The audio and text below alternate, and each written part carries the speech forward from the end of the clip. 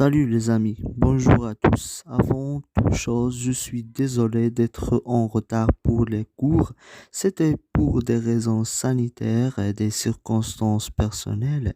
J'espère que vous acceptez mes excuses. Dans tout cas, je vais maintenant vous présenter une leçon avec beaucoup d'informations. Ce titre de la neurologie. Maintenant, on va suivre à la diapositive suivante qui illustre une, euh, une partie d'introduction sur ce cours. Alors, la neurologie est l'étude du fonctionnement du système nerveux. Le système nerveux est un système de communication rapide. Donc, le fonctionnement du système nerveux est de communiquer rapidement l'information en provenance des récepteurs sensoriels périphériques, renseignant l'individu sur l'environnement. Il est analysé par le cerveau pour donner naissance aux réceptions, certaines d'entre elles pouvant être stockées en mémoire. Pour que ce soit clair, on va voir le principe de la neurologie. Le système nerveux est en mesure de commander la concentration coordonnée de muscles et d'une manière plus générale, c'est-à-dire le contrôle, le comportement et la transmission des signaux nerveux le long d'un réseau d'un récepteur et des effecteurs est la base à l'activité fonctionnelle du système nerveux. Elle repose sur la propriété d'excitabilité de la conduction et de transmission de signaux électriques générés par chaque cellule nerveuse ou neurone. Chaque neurone est doté de propriétés spécifiques lui permet d'assurer sa fonction. Il est excitable, c'est-à-dire stimulé par un stimulus physique ou chimique d'intensité convenable.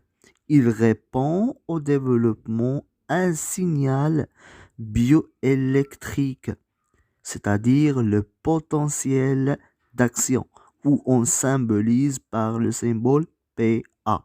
P, c'est la potentielle, et A majuscule, c'est l'action. Potentiel d'action. Et on a le deuxième fonctionnement, c'est-à-dire il est capable d'assurer la propagation, c'est-à-dire la conduction de potentiel d'action jusqu'à l'extrémité de ses prolongements. Et le dernier fonctionnement, il est en mesure de la transmettre, c'est-à-dire le transmettre sa propre excitation aux éléments cellulaires post-synaptiques. Maintenant, on va suivre à la dernière extrait de ce principe. On a les neurones sont stimulables et conducteurs.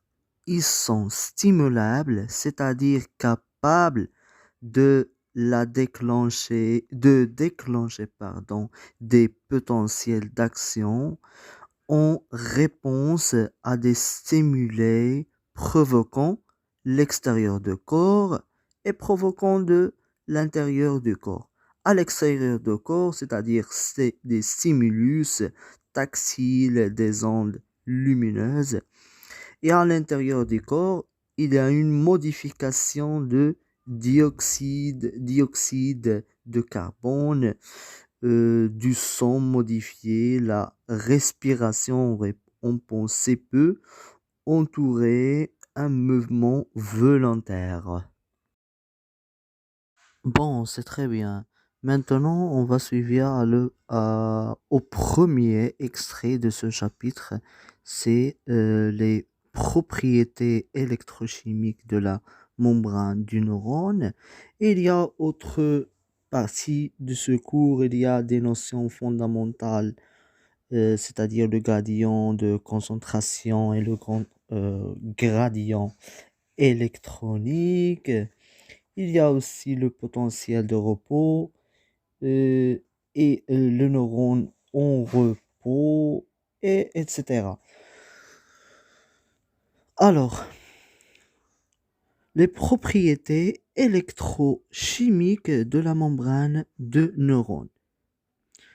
Dans cette diapositive, on a une figure qui illustre les explications suivantes. La membrane du neurone est constituée de trois différents canaux. On a le canal sodique, c'est-à-dire le canal de Na+, et le canal potassium, c'est le canal de K+, et la pompe Na+, K+, et la TPase.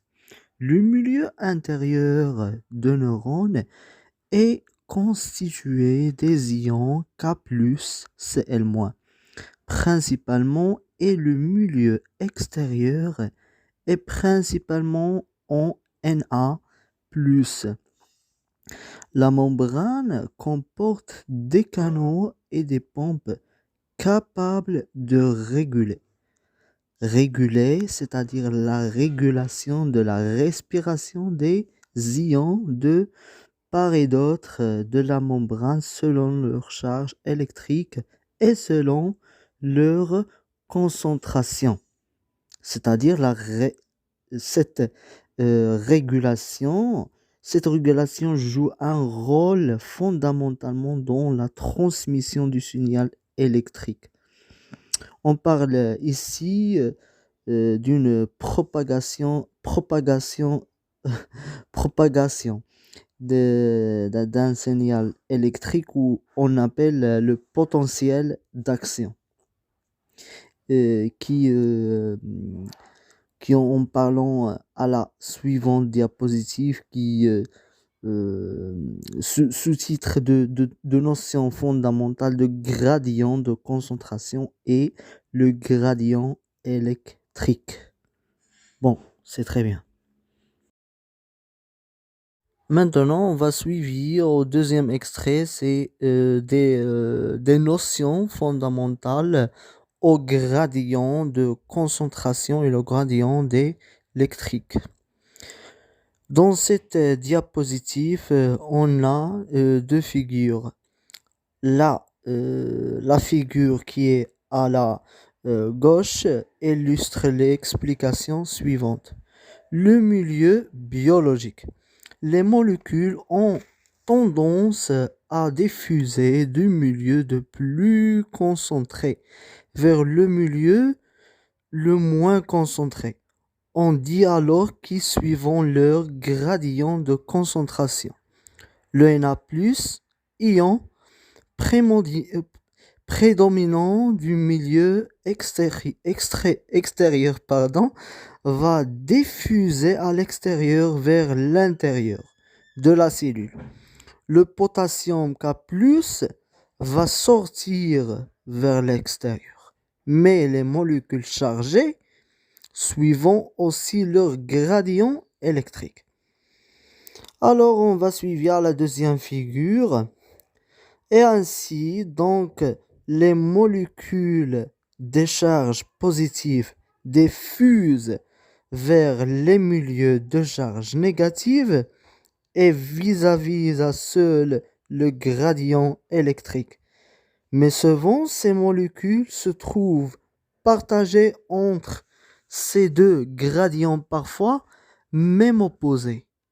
Ils vont alors diffuser d'une manière équilibrée selon ces deux gradients. Donc, il suivit un gradient électrochimique. Bon, c'est très bien. Maintenant, on va suivre aux notions fondamentales sur le potentiel d'action. Dans cette diapositive, on parlera sur le potentiel de repos.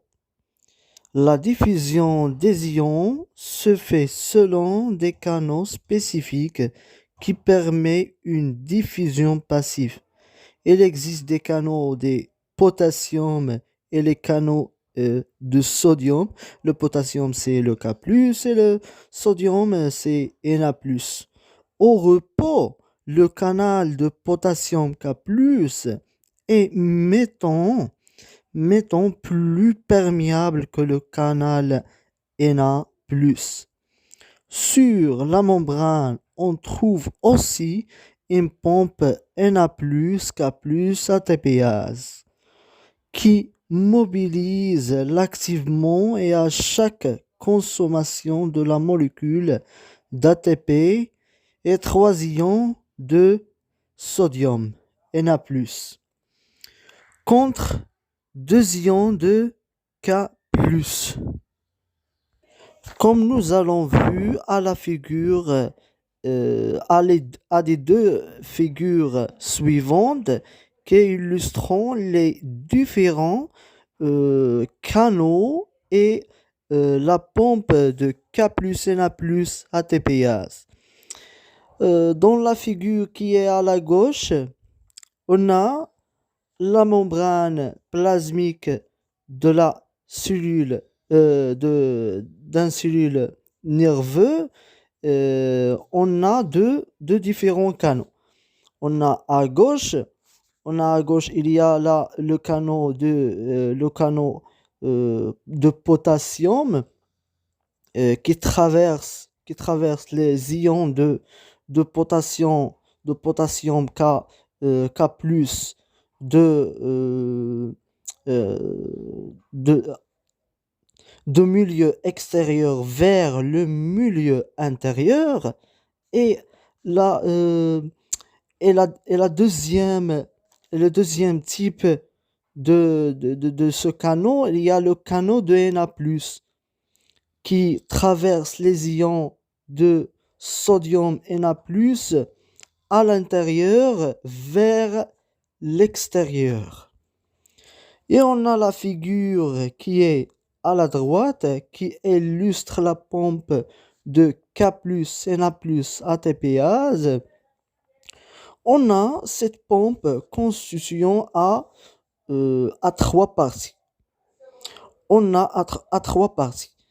Cette pompe, il y a une partie droite et une partie gauche. La partie droite, c'est une protéine qui est à la couleur violet et la couleur orange, et aussi le protéine qui est à la gauche. Mais le protéine qui est à la droite de cette figure, il y a l'ATP. L'ATP, c'est une molécule d'énergie qui